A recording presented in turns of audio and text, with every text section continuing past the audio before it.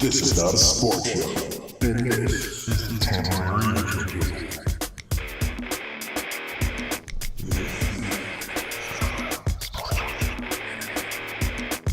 Let's start the show. Hello. We're back on This Is Not a Sports Show.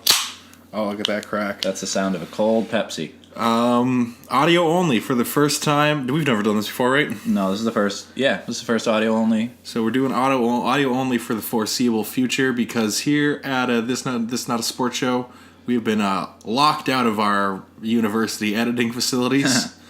We're back to GarageBand, and yeah. GarageBand, I just want to say, has done very well for us up to this point. Yes. I mean, we definitely Pro Tools helped with audio edits and stuff, but I'm still a PC boy, so I don't even have the access to GarageBand or iMovie. Maybe we can get it done eventually in iMovie, a video version, but I don't want to do that. I don't even want to think about that. No. They still make a free... Anyway, this is audio only. If you really have any qualms about it, please hit us up. I don't think anyone will. No. You've seen what we look like. We're not unattractive, but I'm not writing home about either of us. Sorry to say. No. And, I mean, like, we've said this probably about 4 or 5 episodes in a row, but this might be on iTunes. There's a good chance this will be on iTunes. We really hope so. We work hard at this, but as you can tell, we... the in-between shit, just stuff comes up, and this doesn't get put on the back burner, but it's just sort of... Hard to put it on the front burner sometimes. When you don't have jobs, and you're trying to make sure you have, like, a place to live. Yeah. And all that, which we've been doing. Good transition. We officially live together. We're roomies. We're roomies. This is fun. Fun. It's been really fun so far. He says that the day I moved in, he went home for a week. Yeah. I was debatably on suicide watch in a big empty house by myself, but that's neither here nor there. A week later, Tom is back. The boys are back in town. Absolutely. And, yeah, that's basically the reason we didn't have one for the last week was because you were not here. I wasn't here. I kind of wanted to like remotely record one with you, but it just would have taken more technical knowledge than... Well, I mean, we could have figured it out, but I think we both were just sort of somewhat already on vacation mode. I know I was. I was balls deep in Crash Bandicoot. Yeah. Got the remaster. Yeah, I came back and Jordan had a PS4, which I was psyched about because our other roommates took our PS4s, and now we have one for the summer. That's Shout great. outs to Bitcoin. Shouts out to Bitcoin and your betting knowledge. Well, I was going to say, if you've been following the show, this is finally cashed in on that big betting spree, and I'm now the wolf of Bitcoin. So, yeah. I think in episode 2, I outlined like some of the other stuff you could have done with your money. You didn't listen to any of those, which is probably a wise choice. Hey, but the junior chickens are still a possibility. There's lots more betting to do. That's a nice thing. It never fucking ends. No. It literally can become a lifelong addiction that can rip apart your family and take away your home. But, again, like you said, neither here nor there. I've known my limit. I'll play with it. So that's kind of what's been going on. Jordan said we're hopefully going to put all the episodes on iTunes, make it a lot easier for you to listen. And pretty much, yeah, we're audio only because that will make it much easier for us to pump these out weekly. Big time. We hope now that we have a lot more time. We did have a bit of a sit down, a good business meeting. Yeah, and also we're not in the same spot of the house. We're now in the living room, which has couches.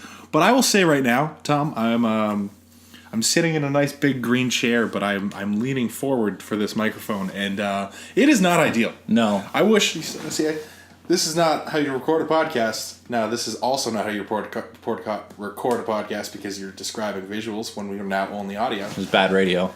Terrible radio is what we're trying to say. So yeah, we're doing new things here. But it's also been, as we said, such a long time.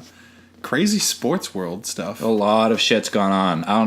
I'm not even really sure where to jump in. Okay, I'm going to start with what I know you probably feel the most passionate about. The NFL draft has come and gone. Yeah, that was... Okay, so yeah, like that... Yeah, let's just take it off where we left off, which was we were both very drunk. We were both very drunk. And we talked about the NFL draft. You guessed all of the Browns quarterbacks better than I thought you might. Everyone I've heard, or everyone that saw that has told me at least, like, you got to step your game up next time.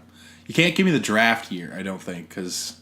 The draft is my Super Bowl. I think we're going to come back to that. Yeah. And I'm going to try to make it a lot harder. But we left off talking a lot about what the Browns were going to do with their 2 top 5 picks. They did nothing that we said. No, we were completely off, which is fine. I would expect that, especially from me. You maybe I would expect to go 1 for 2. No, I was very off. But as a Browns fan, I was not upset. I was a Baker guy. I said, for the record, I had said Sam Darnold, but both him and Baker, I had 1A, 1B. Like, I was fine with either of them. Yeah. Now, the number 4 pick, Denzel Ward over Bradley Chubb. Man, like, he's going to have to be really good to justify, like, not taking Bradley Chubb and not having the Browns, like, oh, they did it again.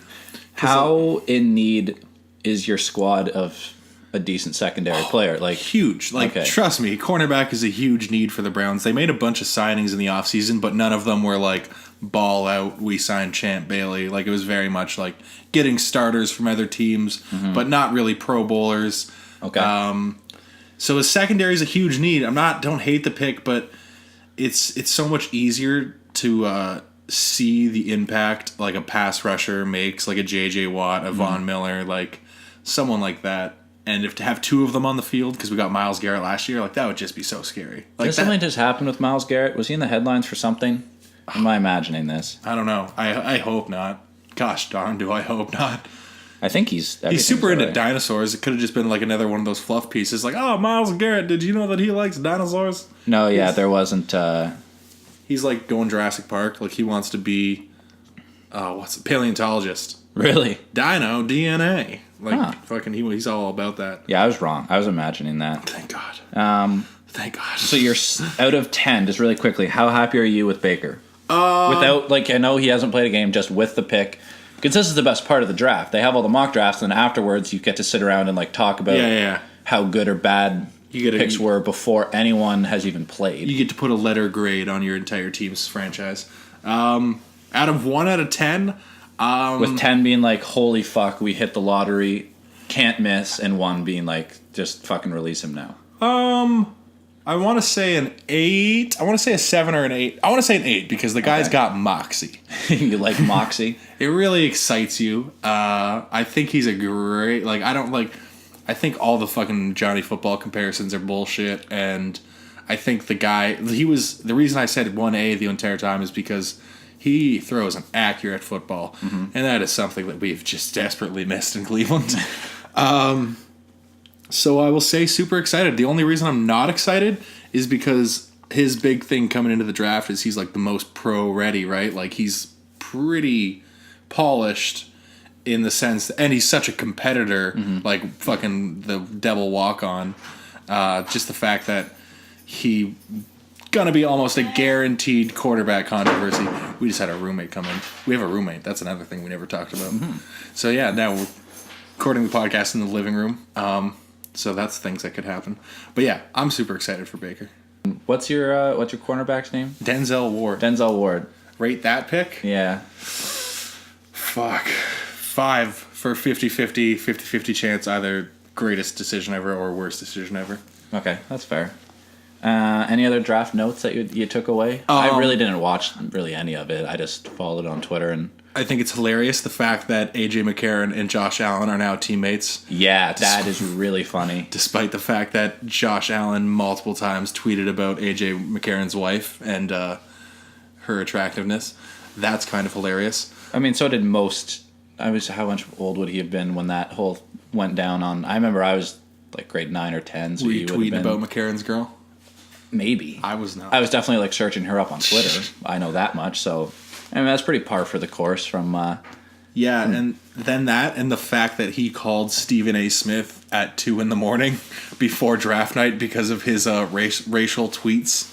So if you don't know, Josh Allen kind of got fucked like 48 hours before draft day because someone had like screen grabbed a bunch of his tweets that he deleted a long time ago. So he thought he was safe. But like they were screen grabbed before he deleted them, and whoever leaked them didn't leak them until like literally the day before the draft. And so Josh Allen, draft stock dropping incredibly, desperately calls Stephen A. Smith at 2 a.m. just like, Stephen, I know you're going to hear some things. Some of them might be true, but Yeah, I want that. You know how like they leak phone calls to the 911 operator phone calls? Yeah. That is what I want to hear is Josh Allen's heavy breathing at 2 a.m. Well, I mean, at least you don't got to worry about that, being on your team, No. which is good. I mean, Thank God. But yeah, he did have some like odd tweets, and it's fine to talk about your fellow teammates' girl. I guess that might just be natural human nature. But I mean, yeah, some of them were not cool. He did say, "I was a kid. I'm not the same person I was." Obviously, we were young and dumb, and me and my friends, that's what we did. We made mistakes. I own up to it. So that's A lot of tweeting of rap lyrics. yeah, that's what he also tried to really piggyback on. Was yeah. they were just pop culture references, and they weren't actual like personal thoughts or anything. Yeah. But still, yeah, you gotta be careful. Yeah, no, I'm trying to think about my own problematic past, and I never was one for tweeting rap lyrics, but I do believe I definitely tweeted at one point something about smoking blunts till I die. A walk a flock of flame lyric. Oh, keep it real and don't lie. Smoke blunts till I die. Okay. That's just poetry. That's just a mantra. Well, so that's like, do you have any, like, do you ever like get a time hop notification and you're just like, oh, 12-year-old Tom, you're so misguided? No, I only got Twitter in like grade 10, and I'm trying to think. I definitely have tweeted rap lyrics, but I've never. I don't think anything like too problematic, but I mean, I could definitely go back and just find some stuff that was just like stupid and not tweet worthy, but nothing. Did you ever have like your friends, like someone on your computer? Tom, I am gay. Yeah. Wow, Tom, you chose a tremendous time to come out and really open up to the world. That was a Facebook thing. Yeah, and that's definitely a Facebook thing. You, of course, like immediately deleted it because like, no, oh my God, my brother's gonna see it. I can't think this. Cindy from class is gonna see it. Guys, my aunt's on Facebook. But no, we were okay. Why is her aunt on Facebook? That's what I've always wondered. Yeah. Why are these people getting their aunts on Facebook? But anyways. But that's the NFL draft. So go Browns. I was going to say, that's the NFL draft. We get so off topic. What else has gone on? There has been NBA playoffs. So, oh yeah, I think. Oh God, we were drunk in that episode. I'm trying to remember what we discussed in regards to the Raptors. Well, I think I made my make or break proclamation about how this was either the Raps' year, or we are going to get the same fucking final we've had for 3 years in a row now, going on 4, and it wasn't the Raps' year. Yeah, fucking 1 week later. Let me update you. Not the Raps' year. Definitely not the Raps' year. I'm upset. That was a depressing series to watch. Incredible. So we're recording on Tuesday, May 8th. They were swept last night on Monday, and it wasn't even like they didn't even show up looking like they were ready to fight. Like they just came out. They were going to need to try to throw like a huge first punch in the first quarter. They didn't. Oh, no, last night. No, not at all. Just like pretty much any of the games. The first game, though, I mean, like... They came out very up until, well. like, the last 5 minutes, incredible kind of how that happened. Yeah. And then you're right, no other game did they really ever show, like, a real chance of being in it. Yeah, the first half and, like, bit of the third quarter of game 1, I was like, shit, this is the Raps. You're like, they could do this. They were up. Yeah. But it was the same narrative we've seen. No one's going to believe that playoff LeBron will be taken down until it actually happens. He wasn't. He is undeniable. Probably the best series he's ever... I gotta say it's the best series ever played. Right? I'm gonna say it's the best series I've ever watched him play. Pretty much just because I put a lot of that weight in the fact that it was against the Raptors, and I had so much belief this could be the year. The only series I would say maybe better is the finals last year, or wait, Cavs didn't win last year. Yeah, Cavs didn't win last year, right? Last year? Yeah. No, the Warriors won. Okay, no, 2 years ago when the Cavs won. Yeah, maybe that series just because it was versus the Warriors, and he really like the 3-1 thing. Yeah, like that was huge. That was monstrous. That like definitely was, I would say, better than he led that whole series in like points, rebounds, like every single stat. So yeah, that was probably his best. But this was like the glitch Cavs all over again. Like those fadeaways. Yeah.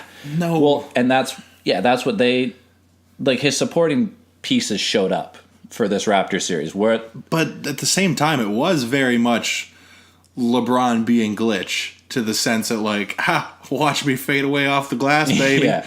When he Anytime, baby. He just sort of started doing, like, fadeaway jumpers, like, mid-range, just sort of looking like he was practicing them. No, clearly. It was fucked up. But, I mean, dude, J.R. Smith shot 76% from 3 against the Raptors. That's Team Swish, baby. That's unbelievable. He also, greatest, one of the best post-game interviews last night. Last night after they won. And they asked how good it felt. And then he said something along the lines of, it's not as good as that green I'm going to hit tomorrow. They asked if he always had the green light. That was it. And he said, how green is your light? And he said, it's very green, but not as green as the green I will hit tomorrow. He later backed it up by claiming he was going to go golfing. So that's a great cover up because, it works, but we know it's not what he meant. JR on the links, I could see it. Mm-hmm. I kind of could. So yeah, J.R. Smith showed up. Kyle Korver was very good. He averaged like 14.5 points. Mm-hmm. He also shot like over 50% from the 3-point line, something that just the Cavs kind of struggled with against Indiana a little bit. Like LeBron pretty much had to drag them through that Pacers series where I just thought, and to LeBron's credit, it just also played into how much of a matchup nightmare he is, because anytime the Raptors would like try to double team him, he could just dish it off to an open shooter or find a guy cutting. Yeah. So I just think like it all kind of came together.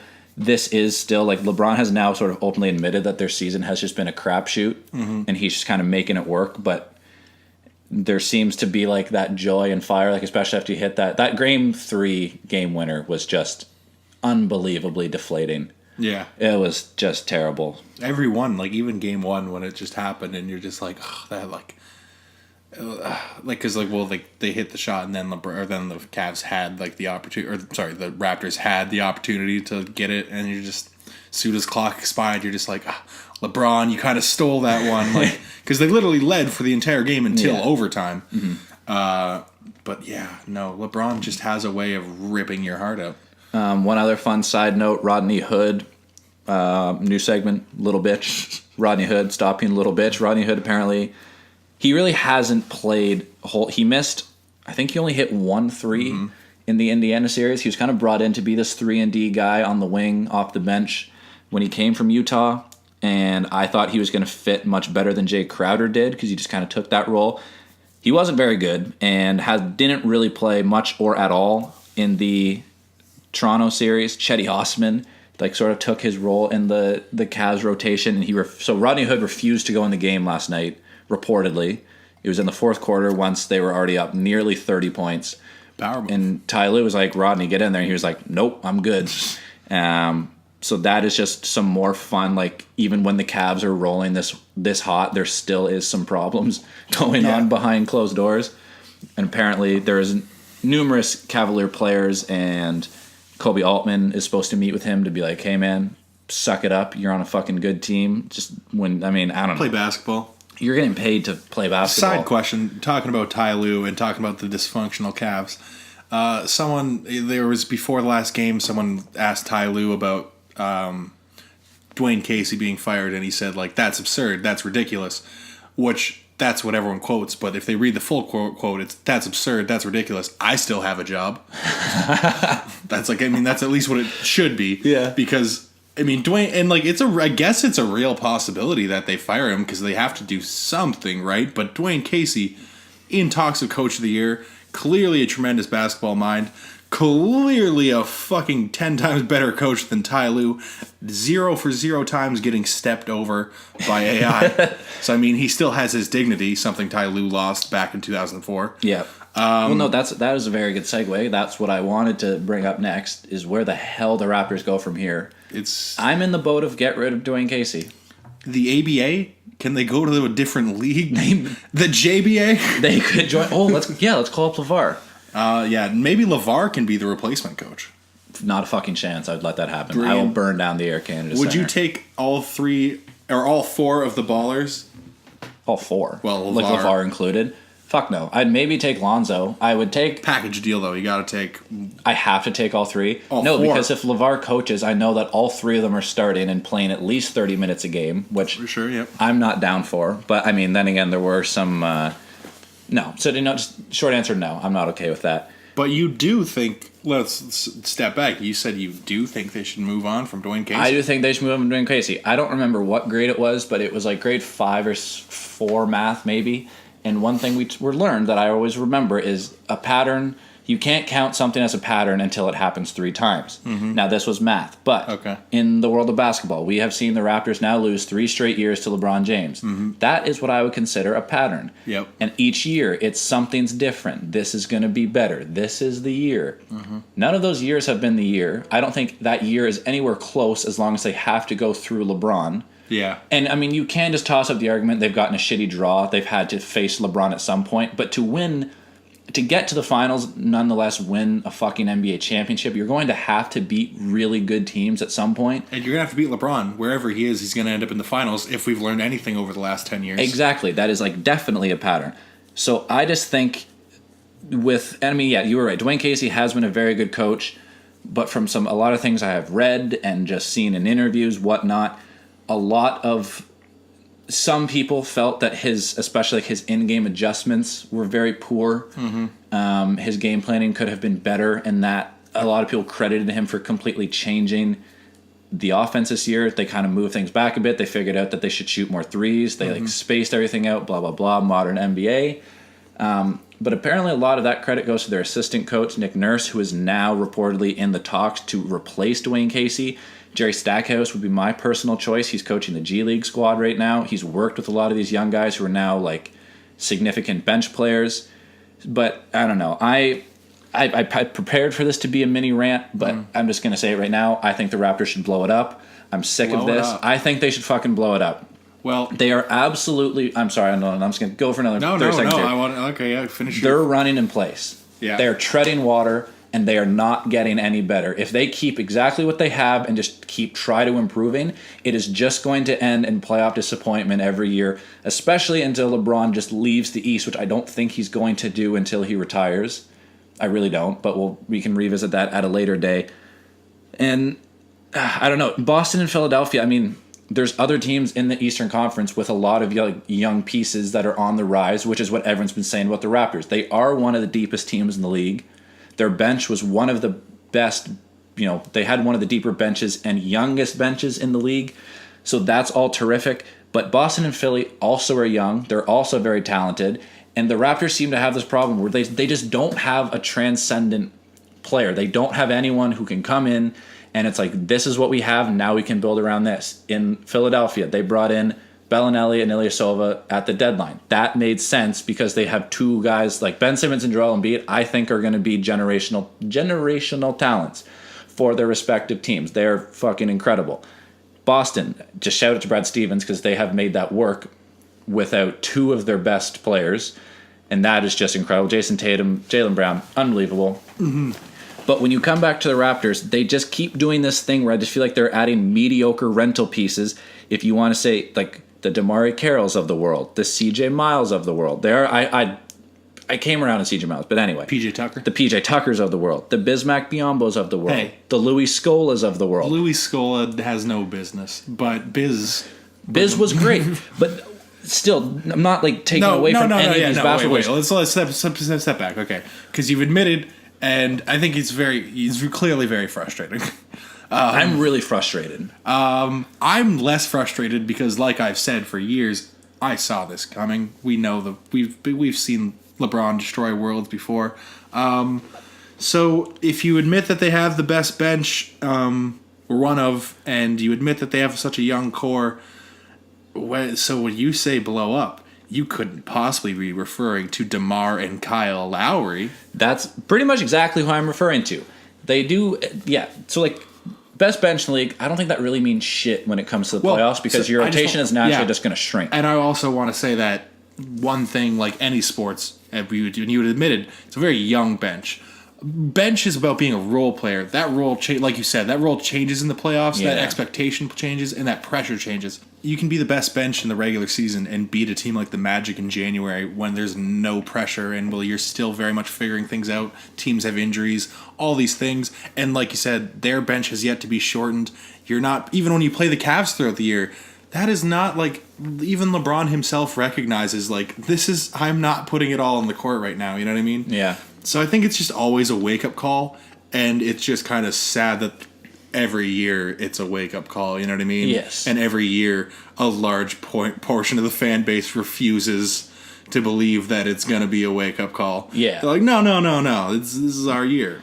And it's not. OG. We got OG. OG, and like that's what I mean. OG's terrific. Jakob Poeltl has looked great. Fred VanVleet this year looked terrific. Fred VanVleet cracked into the playoff pressure, I would say. He definitely, well, he had like 2 pretty open game winners. Now a lot of people, especially one friend of the program, Luke Webb, has been quick to point out he was kind of coming off a bit cold and just put it and say, here, hey kid, you got to hit a big shot. True. And a lot of people then look at guys like DeMar and Lowry and say, how are you guys, the supposed superstars, the Kyle Lowry who were paying $30 million over each of the next 2 years? Why are you not stepping up and being able to hit these shots? And that's kind of like could be a bench conversation type of thing. But I know as a spectator, you see VanVleet come on and take those shots, and you yell at him as opposed to yell. At least me I don't yell at DeMar like, why aren't you taking that shot? I'm yelling like, Fred VanVleet, why aren't you giving DeMar the ball? True. But I know what you mean. There were a lot of situations where he came in, and I feel like you watch the way he play, he felt like he had to come in and be this huge impact player, which once again comes back to knowing your role and playing within the system. And that's been the problems of the Raps years ago, is DeMar coming in and thinking he has to save the game. That's true. So that's kind of funny too, the way that every year they kind of revert to like just totally cracking and like forgetting how to play basketball. Absolutely. And how they played 82 games. Yeah. I don't know. And just, I think was it game 1? It was one of the games at home. Toronto called a timeout, drew up like a sidelines out of bounds play, and had to call. No, they gave up a 5-second violation coming out of it. That's inexcusable in a playoff game. As a coach, as a player, whatever you call that cannot happen. That cannot happen. Just to try to sum up this argument in somewhat of a concise way, things are not, as we've seen play out over the last few years, they haven't really gotten better. Regular season, sure, but in the playoffs, we are not getting the results because DeMar DeRozan said in this playoffs, he said anything less than a trip to the finals and a championship is a disappointing season for us. I would agree. I am disappointed. So that is why I sit in the camp of let's just fucking blow it up. The other teams in the East are getting better with you. They also have a lot of very good young talent. Boston, if they get a healthy Hayward and Irving next year, are going to be a freaking wagon. That's going to be the entire offseason narrative is, you got to tune into basketball again. Yeah.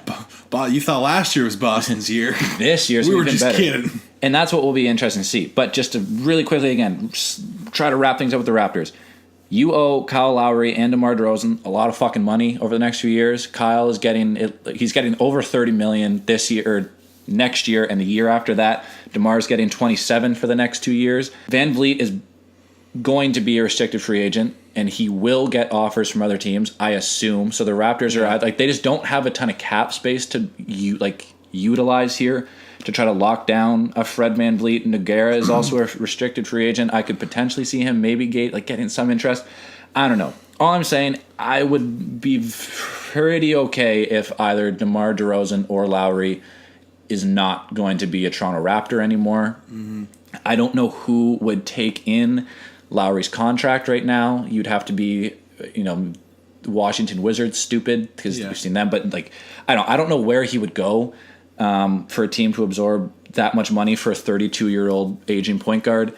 DeMar DeRozan is not the best defensive player. He's a very good offensive manager. I don't know. I think they should blow it up.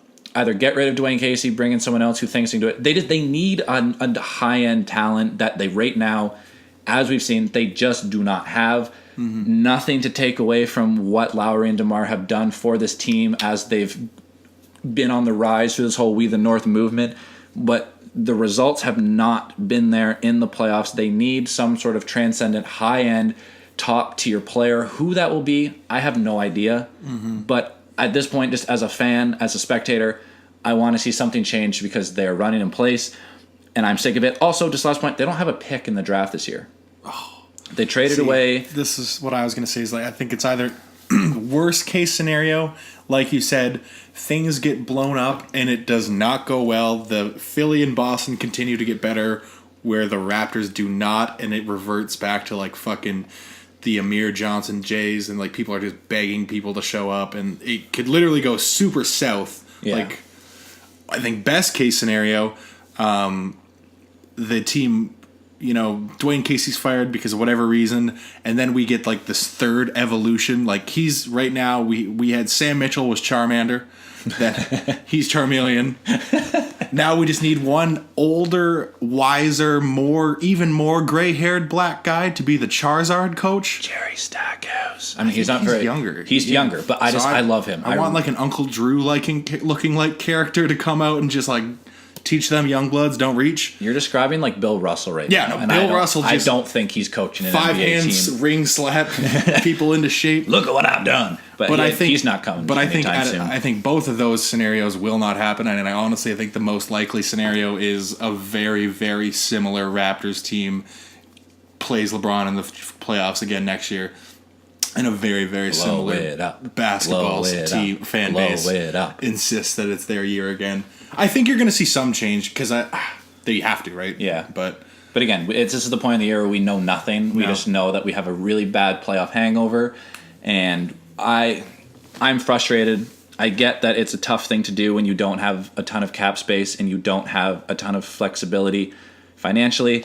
We've put enough trust in Masai. And to his credit, he has said, I'm really trying to make this work long term. As much as it's nice to get like a win now type player and try to win now, we've seen that like that just can't really work, as we've mentioned with the DeMauri Carrolls, the CJ Miles, the PJ Tuckers, the Bismack Biombos. You need the right people available. It's not like, Carmelo's contract's up again. No, fucking, if they get Carmelo, I am the most burning everything Raptors that I have. No respect to Melo, but no thanks. No, that's what I mean though. Like there really are only a certain handful of players that can really come in and change a franchise. Yeah. And I think even the fringe guys like a Paul George, who isn't available. He's available. He's a free agent in the summer, but he's not coming to Toronto. Yeah, no, and the talks are that they really want to re-sign him, I think. But I think he goes somewhere in Los Angeles. I wouldn't be surprised. But speaking of Los Angeles, we got a quick Lonzo Big Baller Baby update. Oh, shit, yeah, we do. That was a great plug to throw that in. The Lonzo Big Baller Baby update of the day. It's a girl, and her name has been released. Zoe Tina Ball. ZTB. Well, I was thinking it's going to license itself great to a shoe deal, the ZT3s, Ooh, that's pretty boss. I like, Zoe going with, that's like Zoe and Zoe. That works pretty nice. Aesthetic for and sure. then very nice, throwing the middle name. I don't know if that's a middle name Tina. or it's like a second first name. I'm confused with that. But yeah, that's honoring the Ball mother. Oh, I didn't know that was a thing. I thought they were all two babies. It kind of seems like they came from LeVar's secret sauce. LeVar just whipped them up out of the dust. It's very similar to like the Powder Puff Girls. Oh no, yeah. Tina is Lonzo's mom's name. Okay. So that is sort of in honor of her, which is very nice. What Eastern European country is she currently playing in? I believe she's in Bolivia. Okay. I don't even know where that is on the map of the world. She's getting her minutes in. That's all. Yeah, she's getting some reps. She's getting some jump shots.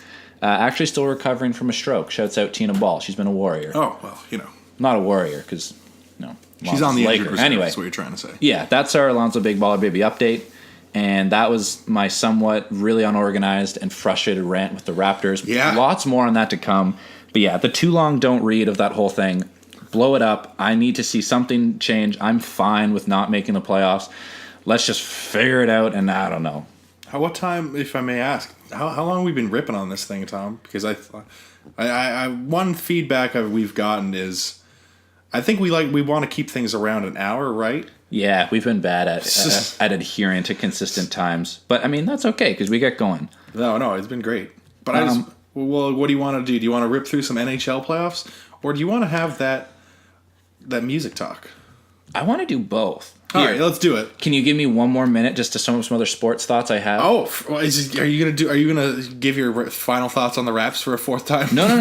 I just really I'm done with the Raptors. Western Conference playoffs, pretty much what you'd expected so far. Well, yeah, okay. So this is what basketball is unfolding exactly as we said. Yes, and it probably will. The Warriors are probably going to fucking win. Houston won't be able to do it. That's enough for the NBA. NHL playoffs, rest in peace, my Toronto Maple Leafs. Another team that I'm excited to see. I'll save that for a different episode. Maybe I'll write something about it. I don't know. The Leafs are also going to have to do some moves here in the offseason. Yeah. They've got some decisions to make. It's the Caps year. They finally cracked the code on the Pittsburgh Penguins. Congrats to the Caps. That's exciting. NHL playoffs are just the best playoffs to me. They're so much more exciting. Vegas also one step closer to the ship. Electrifying. There's waiting to see if it's going to be the Preds or the Jets. Preds, Jets. Who you got, Tom? Preds. I got Jets. Preds. It'll be a Game 7, so that'll be great to watch. So yeah, that's enough. I was ready for a small Leafs rant. It wouldn't have been a rant, just so much of more questions that I have. I just know that this is a tough time of the year for Leafs and Jays or Leafs and Raptors fans. Just being a Toronto fan. It doesn't help that the Jays are, not going to win the championship this year. Hey, it's a long season. That's the best part of baseball. We got 162 games. So that window is closed. There's our sports rants or. And I don't even know what I would call that. I think the reason that I wanted to go quickly through the NHL playoffs is because like we said, just so fucking good that it's just whenever I watch them, I'm just so just in bliss. I don't want to think of it as I got to report on this. I just want to be this is you just love watching pure heroin. Absolutely, I agree. And the fact that we also kind of I felt this obligation as a Raptors fan. Obviously there was that was my last team. That was the last piece of playoffs where I had skin in the game. Yep. Now that we're fully out, we can go back to just watching as fans and just enjoying sports. Now, dude, now that I'm getting goosebumps thinking about conference finals. Oh, it's gonna be great. Hockey's gonna be next episode's gonna. All I'm saying is next episode's probably gonna be super hockey heavy. Probably because hockey's fun. So enough with sports for the day then. When we initially launched this project, we kind of intended to try to have a lot more music talk and a lot more pop culture.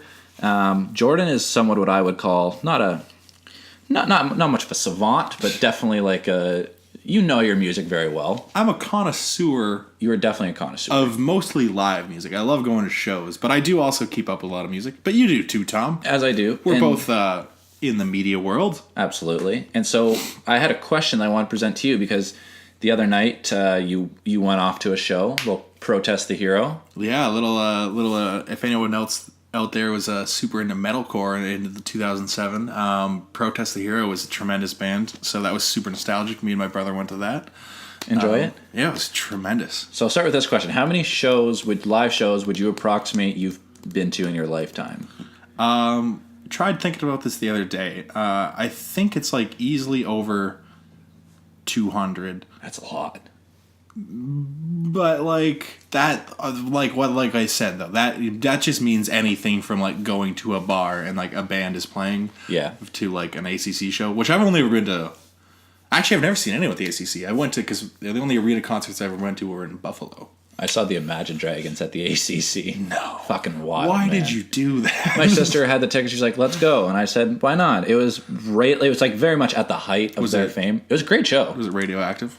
Oh, yeah. Oh, God. They played that. I liked Demons. That was always my favorite tune. But what I wanted to get in with to you is what, to you, Mr. Jordan Mason, music connoisseur, what makes a good concert? I think what makes a good concert is, and this is even douchier than calling yourself a music connoisseur, is to then dive into the technical aspects. But I think sound is super huge because when something's just obnoxiously loud, then it's just you don't want to be there. Yeah. But fucking spoiler alert, concerts are going to be very loud. Yes. But it's about sound quality, so hopefully there's a good sound guy working or female or sound person. And I guess with a lot of the concerts you would go to, that can be a very big toss up because a lot of them are in smaller places where there's just an in-house sound guy who might not be the best, whereas an ACC show, they have gone through countless rehearsals to not fuck it up. You kind of are really expecting them to have their shit together, whereas small ass bar buddy from whatever is doing the sound, it's very, and the bands themselves, their gear is going to be a lot less quality than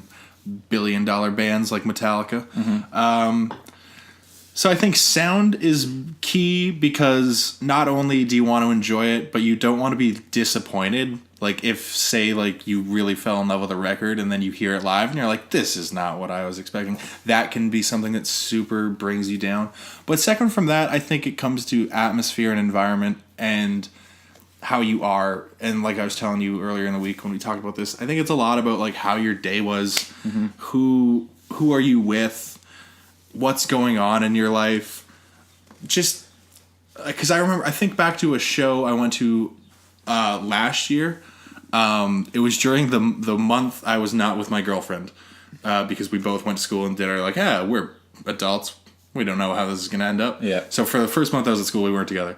So I went to a show, and hell, I'll tell you this, when you're fresh out of a relationship, as I was, and you're a little bit sad, PDA, so much more noticeable. Yeah. So like I went to that show and I was just like, man, everyone is just making out with each other, and I felt like a kid in high school at like grade 9 party again, and it was very weird. So stuff like that can just totally seep into your experience. But I think, so yeah, in order, sound, then your atmosphere, environment, who you're with. Third, then it goes to the band's performance or the artist. Hopefully, they got hopefully their personal sound banter or stage banner, not just hello, insert city, good night, insert city. Yeah. Hopefully they're being personal people. Hopefully you can tell that they're, they actually enjoy what they're doing. Yes, they want to be there. Yeah. And then from that, it goes to their performance. How do they do? Like I said about playing something that sounds like the record. Sometimes they do something and it's totally not on the record, and that's a cool thing. You're like, oh, this is like a one-of-one experience. Like, I'm so cool, or it's so cool to be here for this. Yeah, that was a really good point you made the other night when you said, I like when I hear something and I know that I'm one of the few people who will ever actually hear, whether it's like a different type of arrangement they do, or they do some sort of like live intro to a song, or like a jam between and switch in. Like I know when I saw John Mayer at the ACC, he just did a ton of jamming with him and his 3-piece band. And yeah, that was like really cool because they would just do a whole bunch of like improv jamming, but then just completely take it into the song, and you had no idea kind of when it was coming, which I thought was really cool. My only other fun anecdote with that was when I saw Lauryn Hill. Yeah. And she did a ton of like one-off different types of arrangements, and she just openly said, she's like, listen, I've been performing these songs for X amount of years. I'm tired of doing the exact same tempos and everything just being the exact same. I need like creatively to do these differently just to keep my mind like feeling like it's still working, which I thought was really dope. I didn't hear, like, she did most of Miseducation, Lauryn Hill, which was terrific, but a lot of them weren't at all the same arrangements you hear on the record. So is that something that like would annoy you, or it depends? I think that depends. I think that's, once again, it kind of goes down to like the person that you're seeing, and like, are you there? Like if you go to see Smash Mouth, I'm sorry, I don't want to hear the piano version of All Star. No, I want Shrek on the stage. But I think, no, something like that, like an artist like that, someone that is like a good artist and someone you totally respect, I think that can only be cool. But, one thing I said, like when we had this conversation earlier in the week, is a band like Alexis on Fire or Dallas Green. When I saw them this summer, or just in December actually, they did a really cool thing of Dallas Green sang the lyrics to Locked in the Trunk of a Car, a Tragically Hip song. Okay. But he sang it over the Happiness by the Kilowatt, which is an Lex on Fire song. Like they were playing that, but he sang the hip lyrics. And like, that is cool. That was just super cool and emotional. And it was like not too long after Gord had died. And for me, that was like total goosebumps. But another thing that Dallas Green likes to do is inflect his voice like something that's not on the record. So you want to say like, save your scissors, and you want to sing along to one of your favorite childhood songs, and he goes, save your scissors. And you're just like, Dallas, you're not the scat man. This isn't jazz. Like, just fucking play the song. So, I mean, it fluctuates both ways. Yeah. Pros and cons. That very much makes sense. As what do you look for a concert? As someone who goes less. Yeah.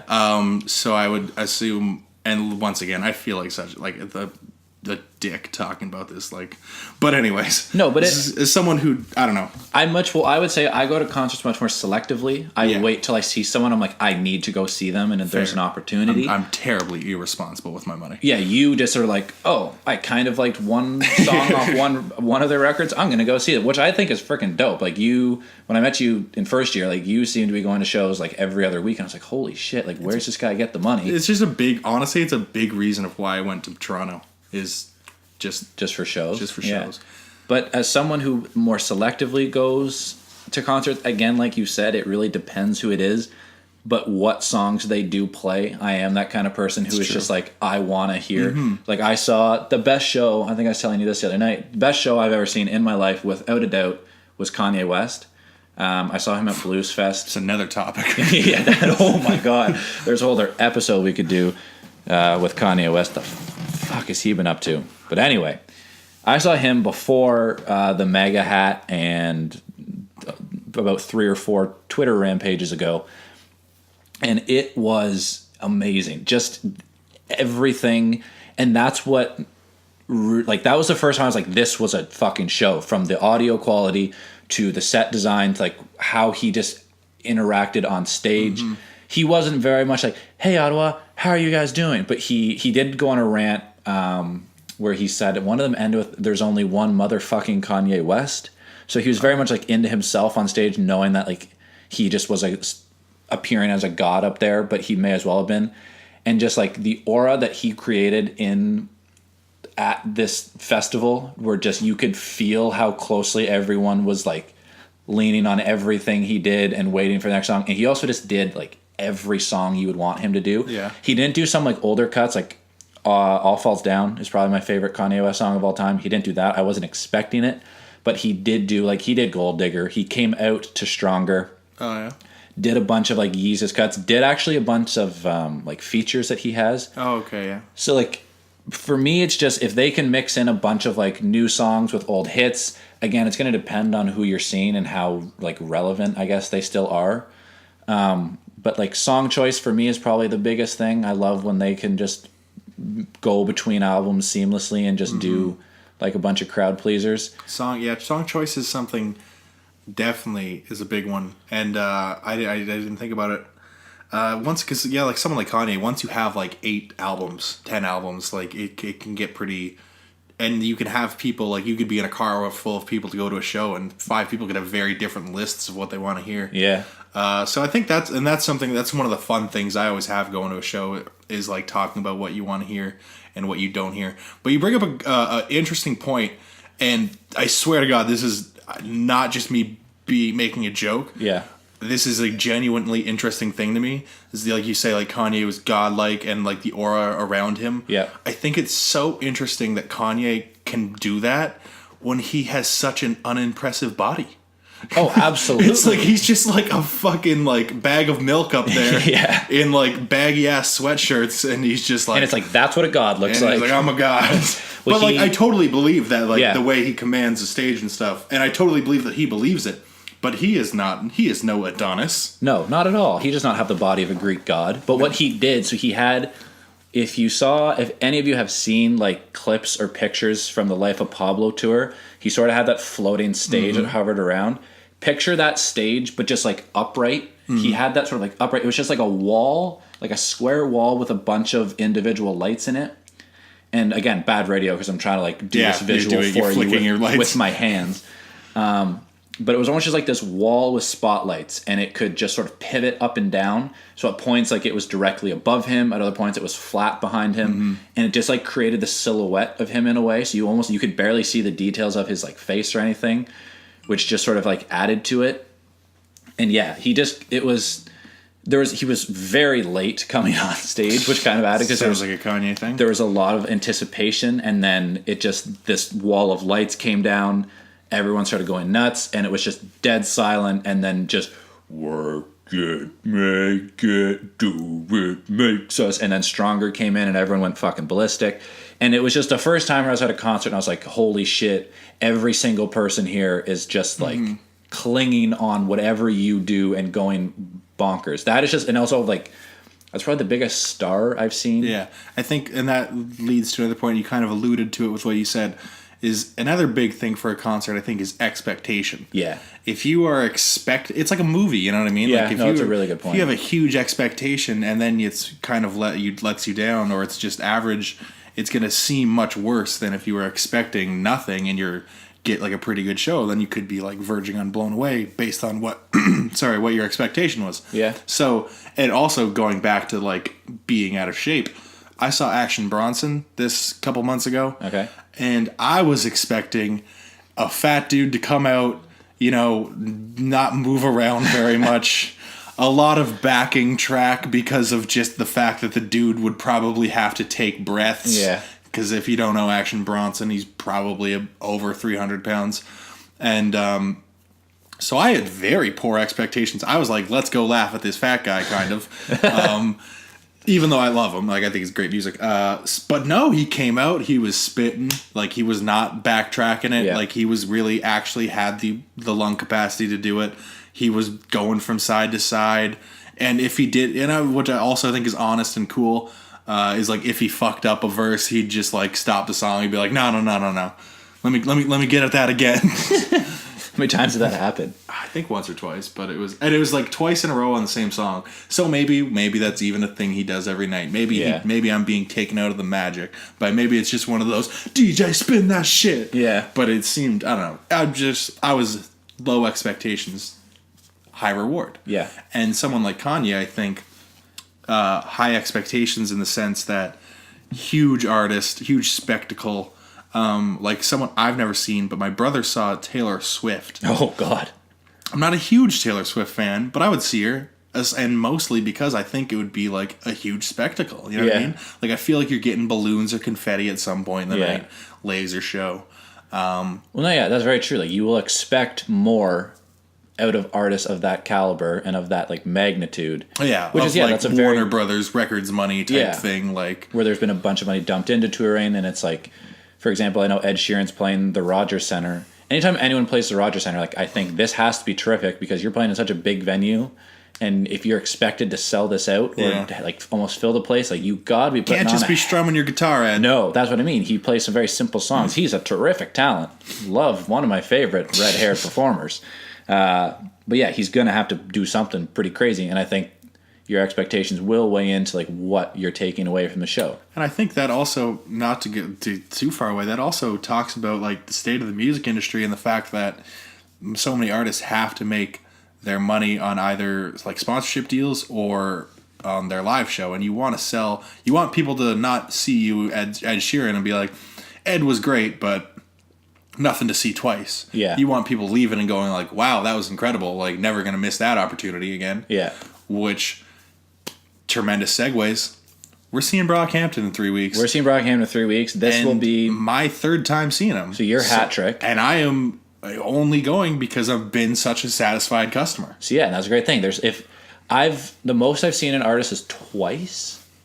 Yeah, there's 2 artists that I've seen twice and like made the effort to go see twice.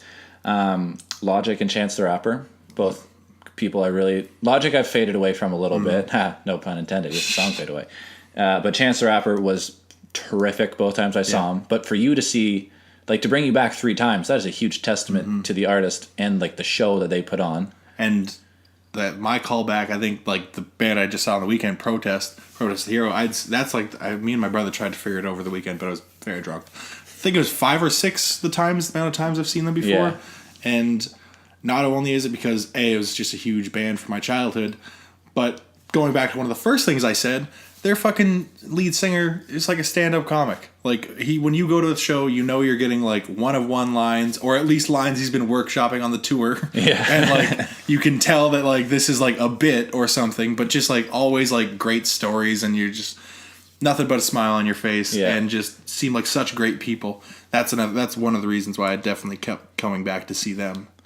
So yeah, but since we're seeing Brockhampton in Buffalo in a few weeks, I guess if we have anyone, I'm from over the river, just over in Welland, Ontario. Shout out to 905. We're seeing them in Buffalo. We should add. Seeing them in Buffalo, New York. So I've been to Buffalo many times in my life. Tom, is this your first time? It was my first time. I drove through it once, but we didn't stop. Okay. Well, it's going to be my first time staying over in Buffalo, I think. So we're looking for suggestions. Yeah. We're already going to get some wings. It's the wing capital of the So world. excited for some chicken wings. I want to smoke an American cigarette and die. I'll do that with you probably. Maybe we're definitely going to try to push, and we're definitely starting a timer. Yeah. The second we get into the country of 48 hours, so we can bring back a bunch of very cheap and large amounts of alcohol with us. Yeah, it's got to be. The trip's really an investment. Yes. So we're thinking long term with this. But yeah, I'm unbelievably excited to see them live. I've only heard great things, mainly from you, but also just from stuff I've seen online. They're a group who really they've obviously gained a large following, but their live performances have just been noted as being insane. Mm-hmm. It's part of their boy band aesthetic, and just like their whole mentality is, you see, like we talked about boy bands. Those are things that typically have large money investments. Brockhampton, very recent large money investment. They just signed a huge deal with RCA. But I don't think it covers touring. I don't know. Well, it's cash. They'll probably invest it, like where they see fit. Yeah. But just like before the tour, like I said, or even before that deal, they were clearly this wasn't the Justin Timberlake Super Bowl halftime show. It wasn't choreographed dancing like that, but there was definitely some clear things that they do in their set that they're like, all right, we're going to do this at this time, and you'll be here, I'll be there. You know what I mean? Very, very cool, very, little bit calculated for sure. Yeah. No, I'm sorry. I'm just fact checking myself a little bit. So yeah, their deal indicates that the money they make off touring can't be taken from them pretty much. But I think, obviously they would probably use some of the money they get to put into this, to put in their shows. I think a good example was their Coachella show. Yeah. They had a live string section on stage with them. They also brought an A-track to do their DJing instead of Romil, which I thought was pretty cool. But yeah, Brockhampton, we've talked a lot about them on this show. Mm-hmm. I'm going to lose my Brockhampton live virginity, which I'm freaking thrilled about. I was beating myself up when I didn't see them when they stopped through Toronto in the winter. So freaking excited about that. Hopefully we have some sort of concert review to bring you from that. Yeah, some quality capital C content. And I think those will be interesting as well because now when you've seen them, the second time you saw them, they had released all of the Saturation trilogy. Yep. Which if you haven't spun yet, definitely do that. But we're now somewhat removed from the immediate impact of the trilogy, and we're now awaiting Puppy, which is going to be their album they're releasing this summer. So I will have personal expectations for songs I want to hear, but I'm excited to see what type of stuff they cycle through and what they play. I would knock on wood. We're seeing this somewhat close to the release of Puppy. Maybe they spoil us and do one or two songs off that. Who knows? But again, absolutely no idea. But that'll be something. I'm really looking forward to that. Me too. Very stoked. So do you want to... That's kind of all we have on the docket. You got anything else? Well, no. We could probably talk... Oh, wait, yeah, we were going to do the challenge. Oh, yes, we do have a challenge. We do have a challenge, because that was a thing we used to do on this show. Yeah. So we are going to do... As we briefly talked about at the beginning of the show, we both live in this house, and we are both young students trying to get jobs. I got my first job today. Tom, you already have 2 jobs, so you're not as needy as I am. But I got my first job today at a fine grocery store and handed out a shit ton of other resumes. 13, I think we counted. 13 we counted. Lucky number Matt Sundin. So including the one job offer I have, we're going to do an over-under on, what was the number? 4.5. 4.5. So 4 more job offers. For you. You're taking the over. I'm taking the over. I'm nothing against you. I think you're super employable and you've got a great skill set, yada, yada, yada. I'm going to take the under just because, I don't know. I mean, if you still get 4 offers out of 13, you're still hitting... That's pretty... Just below 300. If you're in the MLB, you're in the Hall of Fame. Well, I'll say this for the audio listeners. You said it's very employable. Did not cut my hair. Shave, did trim the beard. I don't know if we haven't talked about it. Little lineup action. It actually does look pretty good. Little lineup action. Got a nice little part in the hair. That looks great. Tremendous. So yeah, and I think we got promising opportunities. We a little establishment called Fresh Burger. Sounds like it's out of a goddamn movie. I've heard that the burgers are really good. I've never gotten one. And they had purple polos, so I can't. I would love to get one of my hands on one of those. Yeah. They said that they were hiring and that they would give me a call. Several bars have said that they are in their patio season hiring and going to give me a call. But one quick story to wrap this thing up. I'm not going to name the name of this establishment. But one place who had told me that they were hiring and that they would give me a call, I'm gonna say we're gonna move that 13 to 12 because I think my name's gonna be pulled out of contention for this place because I may have seen the hostess's nipple. Oh God. Not like intentionally. She wasn't like, "Hey, look at my nipple." She didn't show me her nipple, and I did not forcefully make her nipple be shown. Good. It was just out there. Oh. And your brain just when you see a nipple, you kind of take a double take. Yeah. So I kind of mid conversation with this woman, being like, "Oh, I'm so thankful for the opportunity. That's great. Yada yada yada." And yeah, no, I just live a street over. Oh, that's giving away details. Goddamn. Yeah, no, and like then I kind of just noticed like that's a nipple. My eyes just did a little dash. Oh, that's probably a nipple. And then she fixed her shirt, and I was like, oh, I hope this because you never know. If you don't know if it was like you looking at it or she just sensed it. I have tits, but I don't wear a bra, so I don't know what it's like to adjust that part of your clothes. So I don't know if it was a feel thing or if she could just tell the fact that I had taken a devil's take on her nipple. So that's one job I probably won't get. Reminds me a lot of like that episode of The Office where Jim takes a shit in the preschool's toilet, or he goes to, but like the preschool. Oh, the teacher's in there. Pretty much just like, yeah, take my name out of that hat. This is not a good start to our working relationship. I mean, yeah, as long as it wasn't intentional and we're not gonna have any police at the door, that's her fault. She should know. She should dress better for work. Maybe although I'm very much in the free the nip movement. I agree. I think it's fucked up that guys can walk around shirtless and no one bats an eye. And if a woman, not that like it probably sounds like a weird pervy thing where I'm like, I want to see more boobs. Tits. Oh. Yeah, but I think it's screwed up that it's that guys can walk around shirtless when many men who do walk around shirtless have what you would consider larger breasts than a lot of women, and women can't. If women want to walk around their shirt off, fucking let them do it. Like, it'll be weird for the first little bit, but I don't know. That's just something I think is kind of screwed up. I totally support, of course, the free the nip movement that a lot of women like to do. I'm all about that, and that's about all. That's about as political as I'm going to get today. That's our progressive belief of the day. Yeah, free the nip. Yeah. Any other final thoughts to wrap this product up, Tom? I guess we don't really have like a punishment or a consequence forever. Oh yeah, no. I guess we'll kind of figure that out. Shit. Yeah, we probably should have thought of that. It's something we rarely do. It's just fun to compete, you know. Fun to compete. So we're gonna let you know. I guess the time frame for this is the next podcast. The over under on should be like a week of before how many calls I'll get in the next week. Yeah, we'll have to give it some time to breathe for sure. But we'll report back on how it goes. I hope the best for you. I mean, me too. Again, I think I've said this on a lot of challenges. I would be happy to lose, and if I lose here, that just means that your employment is going well. You're already off to a decent start. So 4 more. Yeah, 4 more offers because you already have one. So the over under is 4.5. I'm taking the under, and you already have one. Yeah, correct. So it's 4.5, but I do have one. So really 3.5 more. So yeah, that's the podcast. Let's fucking make some dinner. I'm pretty fucking hungry. Thanks for tuning in. Audio only. Sorry.